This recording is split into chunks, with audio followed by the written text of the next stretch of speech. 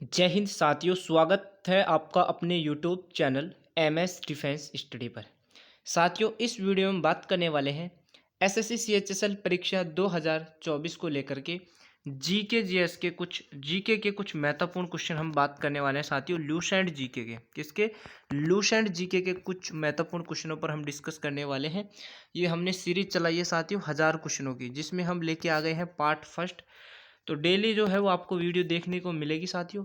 ये क्वेश्चन आपके SSC CHSL परीक्षाओं के लिए बहुत ही महत्वपूर्ण क्वेश्चन रहने वाले हैं। बार बार एग्जामों में यहाँ से जो है वो आपके क्वेश्चन पूछे जाते हैं। तो आने वाले एसएससी सीएचएसएल एग्जाम के लिए ये क्वेश्चन आपके लिए बहुत ही इंपॉर्टेंट रहने वाले हैं साथियों। सीएचएसएल ही नहीं बल्कि यदि आप आरपीएफ की भी तैयारी कर रहे हैं, एसएससी एमटीएस की भी तैयारी यदि कर रहे हैं, तो उसके लिए भी बहुत ही इंपॉर्टेंट रहने वाली है क्लास।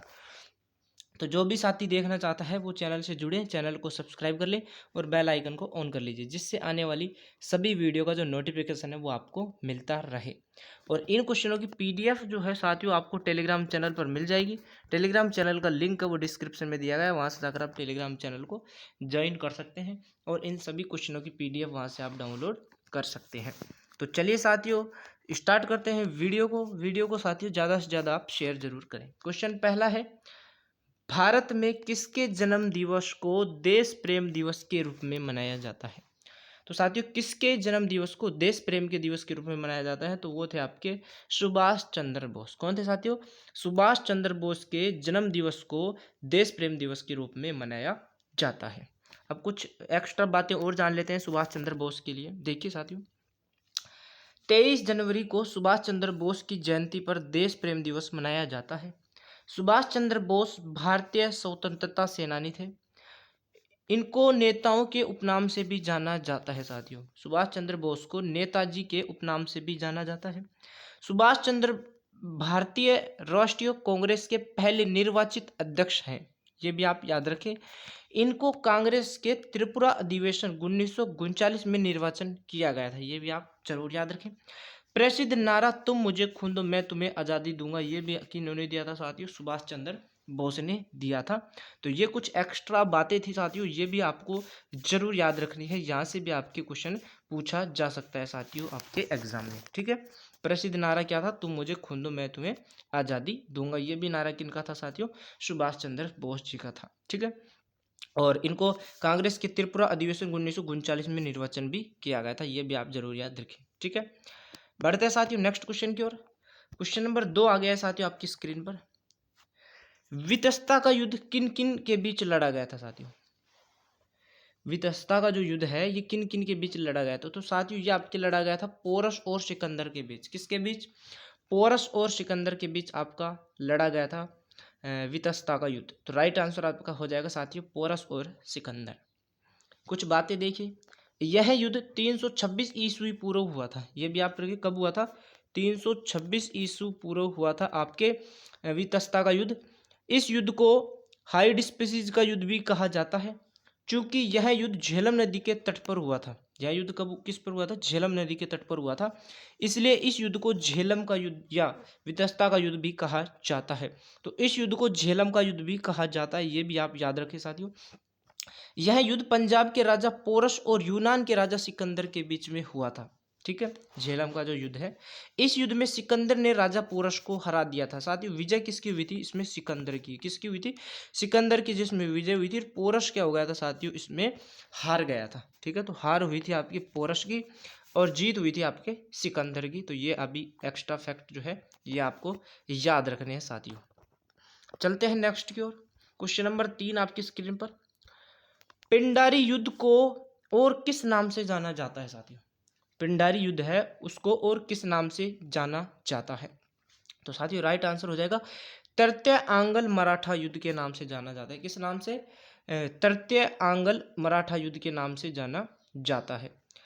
तृतीय आंग्ल मराठा युद्ध 1817 से 18 में ब्रिटिश ईस्ट इंडिया कंपनी और मराठा साम्राज्य के बीच में हुआ था साथियों, ये भी आप याद रखें। जो पिंडारी का जो युद्ध है ये 1817 से 1818 में ब्रिटिश ईस्ट इंडिया कंपनी और मराठा साम्राज्य के बीच में यह युद्ध हुआ था, ये आपको याद रखना है। इस युद्ध में अंग्रेजों ब्रिटिश ईस्ट कंपनी की विजय हुई थी, ठीक है। British British east India company की विजय हुई थी। इसके साथ ही मराठा साम्राज्य का क्या हो गया था साथियों, पतन हो गया था। ये भी आप जरूर याद रखें, यही युद्ध था जिनके बाद क्या हो गया था, मराठा साम्राज्य का क्या हो गया था साथियों, पतन हो गया था। नेक्स्ट क्वेश्चन साथियों, क्वेश्चन नंबर 4, कौन लोक हितवादी के उपनाम से प्रसिद्ध थे साथियों, कौन लोक हितवादी के नाम से उपनाम से प्रसिद्ध थे, तो वो थे आपके गोपाल हरि देशमुख। कौन थे साथियों, गोपाल हरि देशमुख जी थे, वो लोक हितवादी के नाम के उपनाम से क्या थे साथियों, प्रसिद्ध थे। गोपाल हरि देशमुख महाराष्ट्र के प्रसिद्ध समाज सुधारक थे, ये भी आपको याद रखना है। इनको लोक हितवादी एवं राव बहादुर के उपनाम से भी जाना जाता था साथियों, तो ये इनको भी आपको जरूर याद, किन किन के नाम से जाना जाता था, लोक हितवादी एवं राव बहादुर के उपनाम से भी जाना जाता था साथियों। नेक्स्ट क्वेश्चन देखिए, क्वेश्चन नंबर 5, 1982 की फिल्म गांधी में महात्मा गांधी का किरदार किसने निभाया था साथियों। 1982 में जब गांधी फिल्म आई थी तो उसमें महात्मा गांधी का जो किरदार है वो किसने निभाया था, तो वो निभाया था साथियों आपको बैंग किंग्सले ने। किसने, बैन किंग्सले ने निभाया था, जो कि एक क्या थे, अंग्रेजी अभिनेता थे। कौन थे, अंग्रेजी अभिनेता थे। और एक एक्स्ट्रा फैक्ट है कि गांधी फिल्म महात्मा गांधी के वास्तविक जीवन पर बनी हुई है साथियों। जो गांधी फिल्म है ये आपने जो है ये महात्मा गांधी के वास्तविक जीवन पर बनी हुई है साथियों, तो ये भी आप एक बार जरूर याद रखें।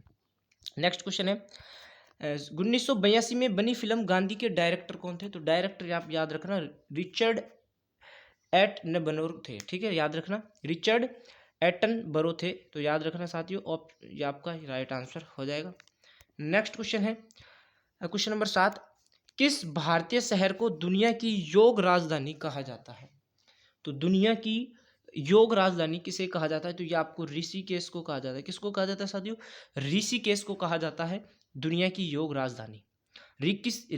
ऋषिकेश उत्तराखंड का एक शहर है साथियों, याद रखें।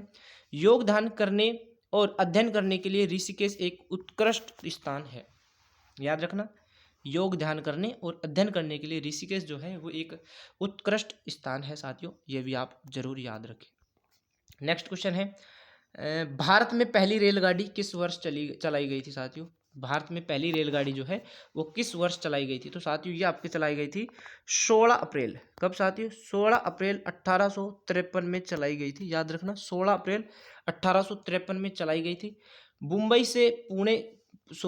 से थाने के बीच में यह चलाई गई थी। 34 किमी चली गई थी। इन ट्रेन में लगभग 400 यात्रियों ने सफर किया था और लॉर्ड डलहौजी के शासनकाल में यह ट्रेन चलाई गई थी। सारी बातें आपको जरूर याद रखनी है साथियों, एक बार और बता देता हूँ। भारत में पहली रेलगाड़ी 16 अप्रैल 1853 में चलाई गई थी। मुंबई से थाने के बीच चली थी, 34 किलोमीटर चली थी। इन ट्रेन में लगभग 400 यात्रियों ने सफर किया था, लॉर्ड डलहौजी के शासनकाल में चलाई गई थी साथियों, ये भी आप जरूर याद रखें। नेक्स्ट क्वेश्चन के बाद क्वेश्चन नंबर 9 है, विश्व की प्रथम रेलगाड़ी कब चली थी, तो विश्व की प्रथम रेलगाड़ी आपकी चली थी 27 सितंबर 1825 में। कब चली थी, 27 सितंबर 1825 में चली थी। भाप इंजन की सहायता से रेलगाड़ी चली थी। लंदन के डार्लिंगटन से स्कॉटन तक यह क्या चली थी साथियों, रेलगाड़ी चली थी, रेलगाड़ी चली थी स्कॉटन से, ठीक है, तक। नेक्स्ट क्वेश्चन की ओर बढ़ते हैं साथियों, क्वेश्चन नंबर 10 देखिए आपका स्क्रीन पर। समलैंगिक विवाह को मंजूरी देने वाला एशिया का पहला देश कौन सा है, समलैंगिक विवाह को मंजूरी देने वाला एशिया का पहला देश है आपका ताइवान। कौन है साथियों, ताइवान। क्वेश्चन नंबर 11 है, किस पर्वत को फाइन ट्रेंजर्स ऑफ ग्रेट स्नो कहा जाता है, तो ये आपके कहा जाता है कंचनजंगा को। किसको, कंचनजंगा को कहा जाता है साथियों।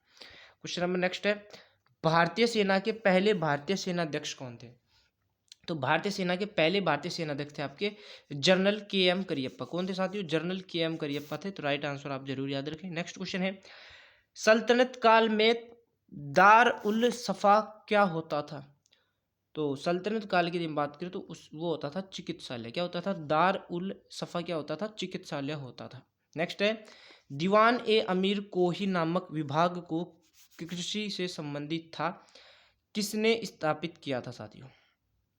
दीवान ए अमीर कोही नामक जो विभाग है जो कृषि से संबंधित था, किसने स्थापित किया था, तो ये किया था मोहम्मद बिन तुगलक ने स्थापित किया था। किसने स्थापित किया था, मोहम्मद बिन तुगलक ने स्थापित किया था साथियों। नेक्स्ट क्वेश्चन है आज का लास्ट सवाल देखिए साथियों, अकबर ने सर्वप्रथम दक्षिण भारत के किस राज्य पर आक्रमण किया था? तो वो क्या था आपके अहमदनगर पर। किस पर आक्रमण किया था साथियों?